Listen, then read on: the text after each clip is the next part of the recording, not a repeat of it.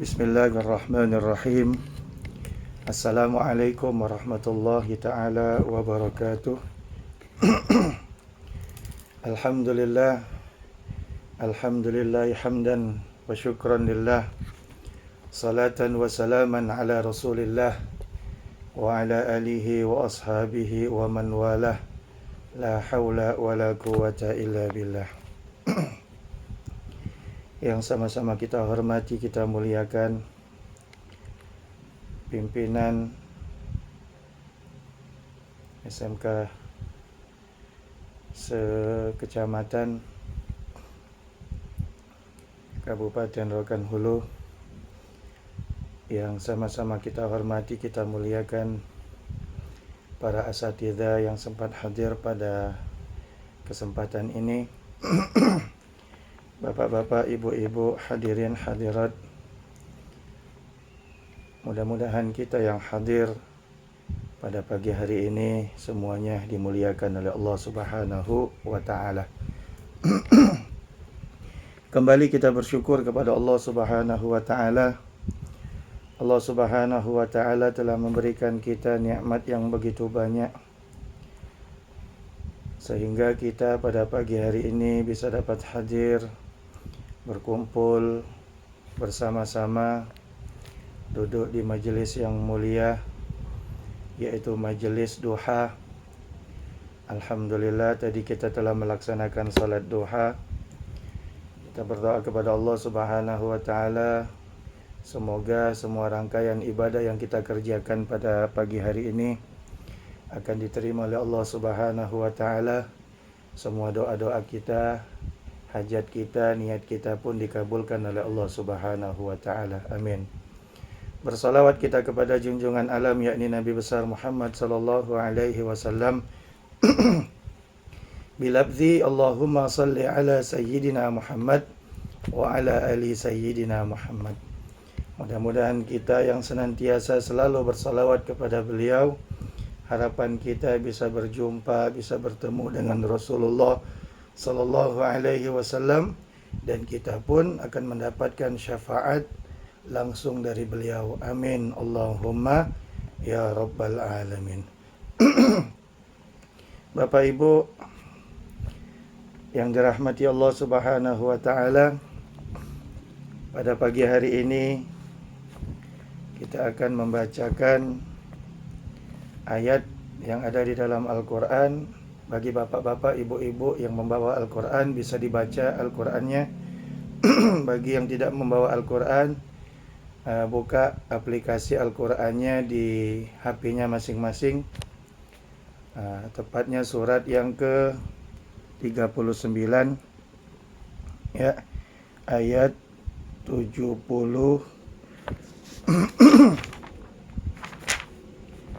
ayat 70. Ini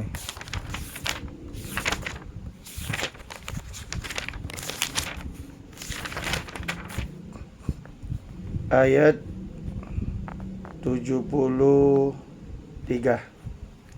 Ayat 73. A'udzu billahi minasyaitonir rajim. Bismillahirrahmanirrahim. Wasiqal ladzina taqaw rabbahum ilal jannati zumarah hatta idza ja'uha wa futihat abwabuha wa qala lahum khazanatuha salamun alaikum tibtum fadkhuluha khalidin.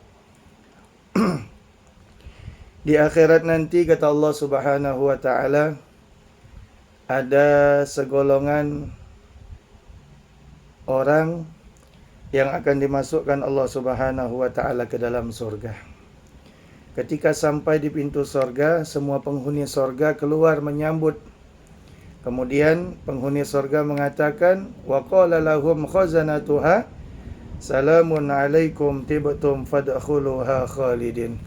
Masuklah kalian semua ke dalam surga dengan selamat, karena di dalam surga inilah kalian akan kekal.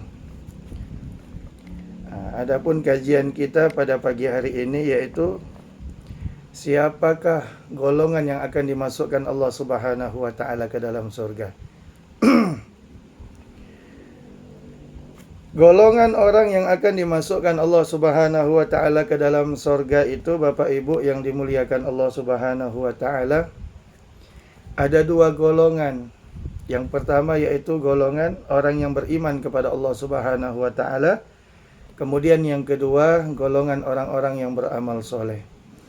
Sesuai dengan apa yang Allah katakan di dalam Al-Quran surat As-Sajdah, yang biasa dibaca oleh Bapak Imam kita setiap hari Jumat ketika salat subuh, bangun daripada sujud sejadah, tepatnya di dalam Quran surat As-Sajdah ayat 19. A'udzubillahi minasyaitonirrajim. Bismillahirrahmanirrahim.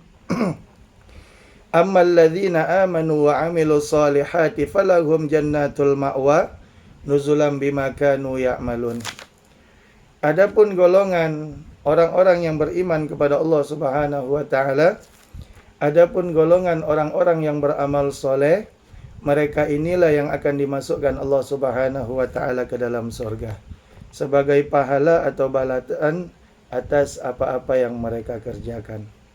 Jadi ayat ini jelas Bapak Ibu, golongan orang yang akan dimasukkan Allah ke dalam surga itu yang pertama, golongan orang-orang yang beriman kepada Allah. Kemudian yang kedua, golongan orang-orang yang beramal soleh. Pertanyaannya Bapak Ibu, orang-orang yang beriman itu seperti apa? Orang-orang yang beramal soleh itu seperti apa? Sebab banyak kita lihat, kita saksikan, mereka mengaku beriman kepada Allah Subhanahu wa taala, tapi dalam kesehariannya tak nampak dia termasuk orang yang beriman kepada Allah Subhanahu wa taala. Makanya harus kita pahami dengan jelas orang yang beriman itu seperti apa. Orang yang beriman itu, kata Allah di dalam Al-Quran, ya ayyuhalladzina amanu dzkurullah. Wahai orang-orang yang beriman, ingatlah kepada Allah. Ada juga sebagian mengatakan haitsuma kuntah, dimanapun kalian berada. Jadi orang-orang yang beriman itu selalu ingat dia kepada Allah Subhanahu wa taala. Keluar dia dari rumah, ingat Allah. Makanya doa diajarkan oleh Rasulullah sallallahu alaihi wasallam, bismillahi tawakkaltu 'ala Allah, la haula wala quwata illa billah. Ketika dia naik kendaraan, dia ingat kepada Allah, bismillahi majreha wa mursaha, inna rabbi laghafurur rahim. Ketika dia makan, dia ingat Allah, Allahumma barik lana fima razaqtana wa qina adzabannar.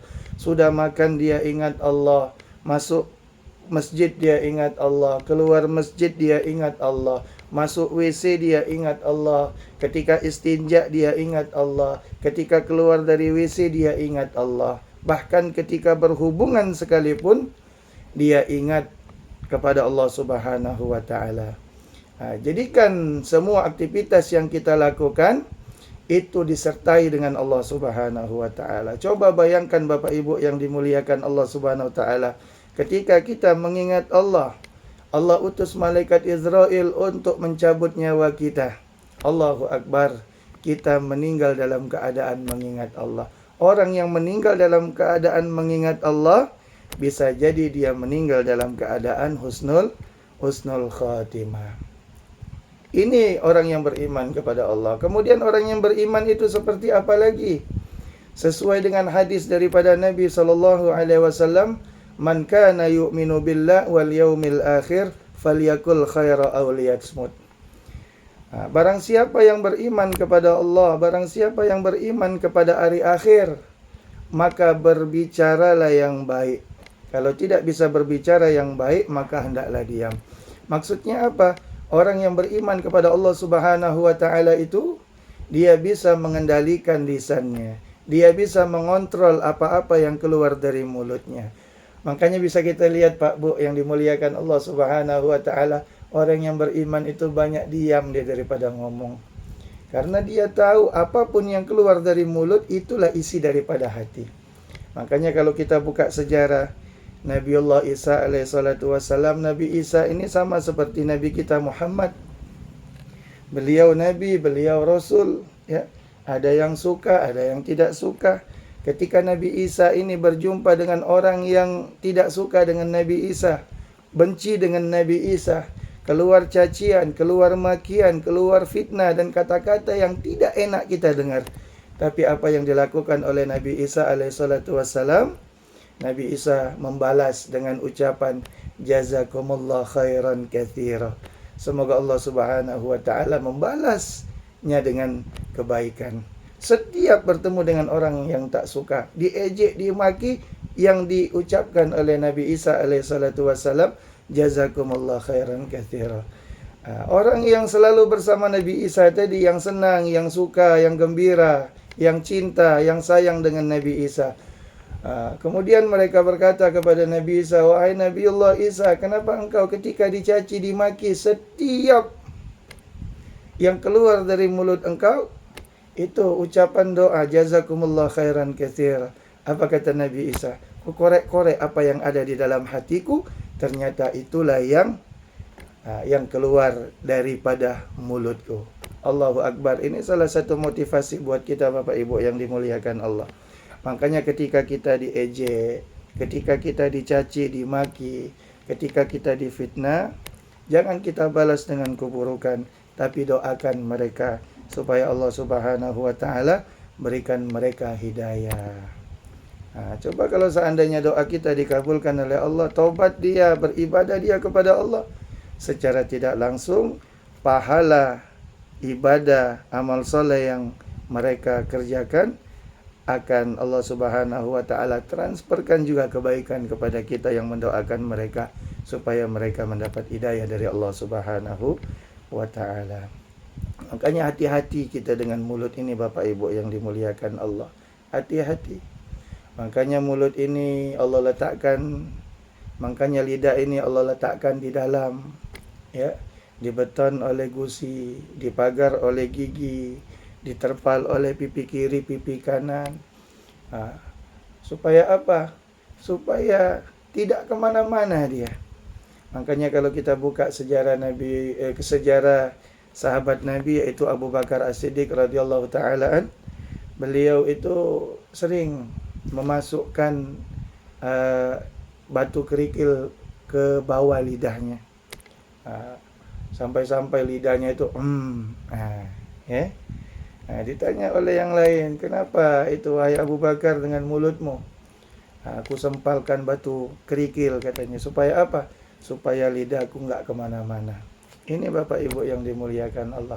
Hati-hati kita dengan lidah. Terkadang ini perkara sepele ini Bapak Ibu yang dimuliakan Allah. Terutama buat ibu-ibu ini. Ketika ditanya oleh kawannya, dari mana Bu? Alhamdulillah baru pulang dari pesta. Di mana pestanya? Pekanbaru. Allahu Akbar. Bayangkan Bapak Ibu, ya. Pesta di Pekanbaru, jauh tuh jaraknya, 80 km kurang lebih. Itu kalau kita ngadiri hak saudara kita Bapak Ibu, ngadiri pesta itu luar biasa tuh pahalanya. Semakin jauh jaraknya, semakin minta ampun pahala yang akan diberikan oleh Allah Subhanahu wa taala. Tapi jangan pula nanti kita membuka aib saudara kita yang mengadakan pesta. Ditanya pula oleh kawannya, bagaimana Bu undangannya? Alhamdulillah undangannya ramai. Tapi itulah, kata si ibu. Apanya Bu? Itulah Bu, hidangannya enggak seramai undangan. Cuman 2 hidangannya. Yang pertama gulai nangko. Kemudian yang kedua gulai cempedak. Itu enggak boleh tuh Bu. Enggak boleh tuh. Ya, itu membuka aib tuh. Ya. Makanya kita harus benar-benar menjaga lidah kita supaya lidah kita ini tidak membuka aib saudara kita, tidak menjelek-jelekkan saudara kita. Makanya orang bisa saling bunuh-membunuh itu karena lidah. Orang bisa masuk surga karena lidah. Orang bisa masuk neraka karena lidah. Orang yang tak berteguran bertahun-tahun itu bisa jadi karena lidah. Makanya Rasul katakan salamatal insan ibzil lisan. Selamatnya manusia itu bagaimana manusia itu bisa menjaga lisannya. Kemudian yang kedua, orang yang beriman itu seperti apa lagi? Sama hadisnya Bapak Ibu. Man kana yu'minu billah wal yaumil akhir falyukrim jaroh. Barang siapa yang beriman kepada Allah, beriman kepada hari akhir, maka muliakanlah tetangganya. Ini sepele nih Bapak Ibu yang dimuliakan Allah. Kita nih tinggal pasti punya tetangga, ya. Depan, belakang, kiri, kanan, kalau menurut syariat itu 40 rumah. Harus kita muliakan. Bagaimana cara kita memuliakan tetangga?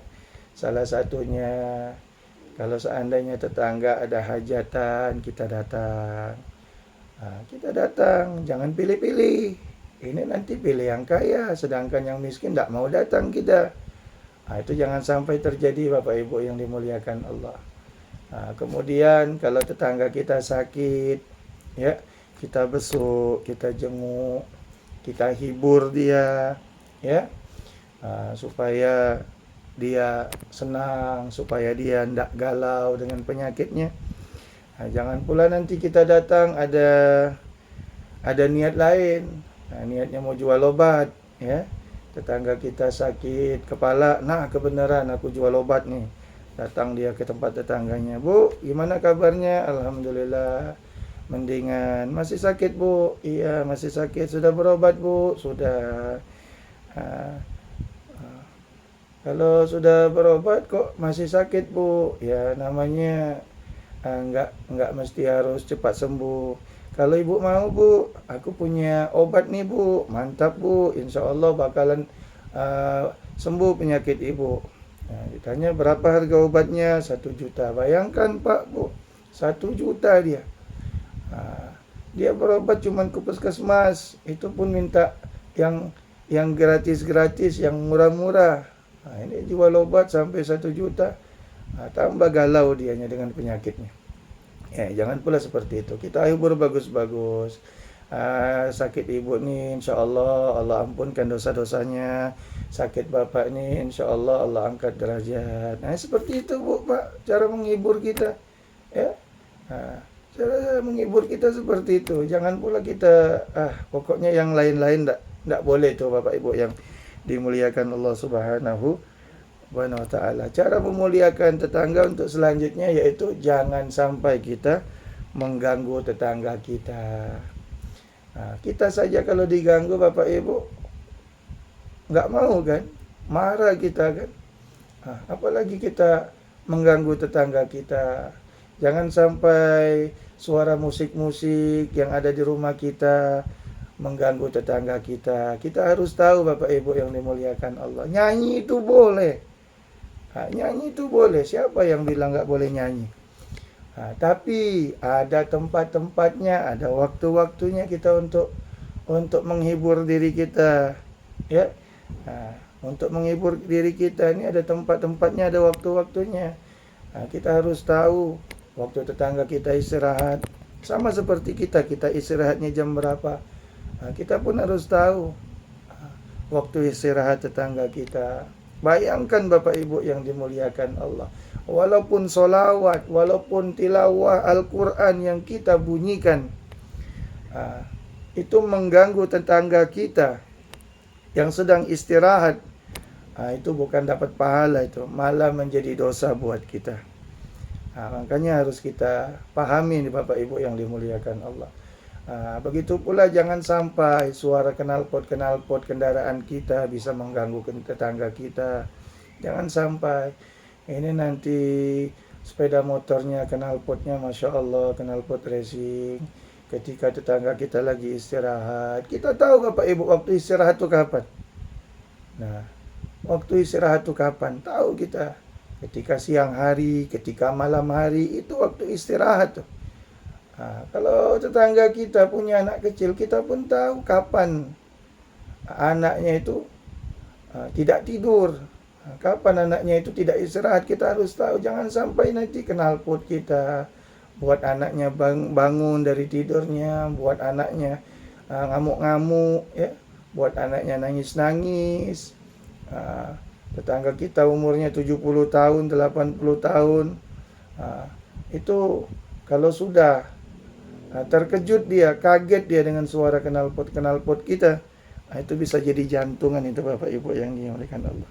Jangan sampai itu terjadi Pak Bu ya. Inilah ciri khas orang yang beriman kepada Allah Subhanahu wa ta'ala.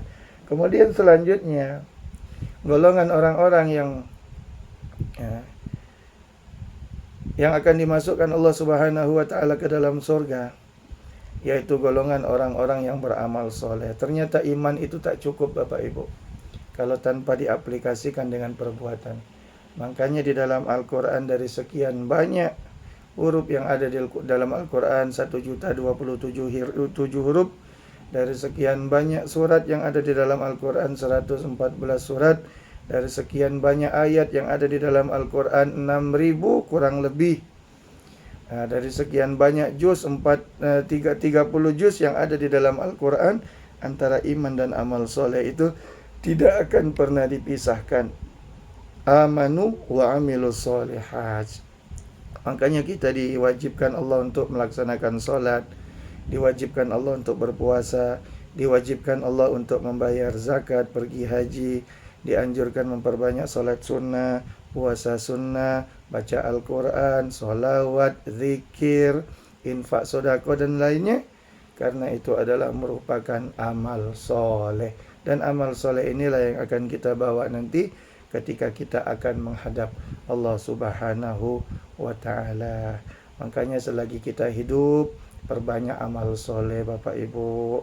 Sebab amal soleh yang kita lakukan, itu yang mana yang memang benar-benar diterima oleh Allah Subhanahu wa ta'ala. Itu nanti kita akan dilihatkan oleh Allah. Kapan? Ketika sakaratul maut. Makanya di dalam Al-Quran surat Al-Zalzalah Allah katakan, "Faman ya'mal mithqala dzarratin khairan yarah."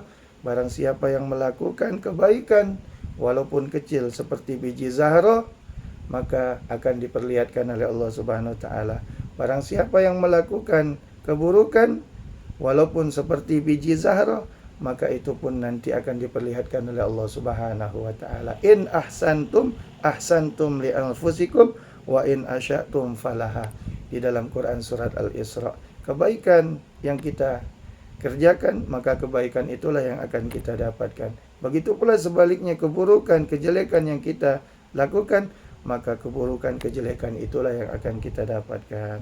Makanya ketika sakaratul maut Bapak Ibu, bagi kita yang sudah pernah melihat macam-macam, ada yang matanya melotot, ada yang kejang-kejang, ada yang mulutnya mengangap, ada yang ketika diajarkan kalimat la ilaha illallah sulit kali dia mengucapkannya, ada yang matinya di pasar, ada yang matinya di tempat-tempat maksiat, ada juga yang tanpa diajarkan mulutnya bisa mengucapkan kalimat la ilaha illallah, ada yang tersenyum Bapak Ibu yang dimuliakan Allah, ada yang mengeluarkan air mata, ada yang meninggalnya di masjid, meninggalnya dalam keadaan baca Quran, meninggalnya dalam keadaan sholat.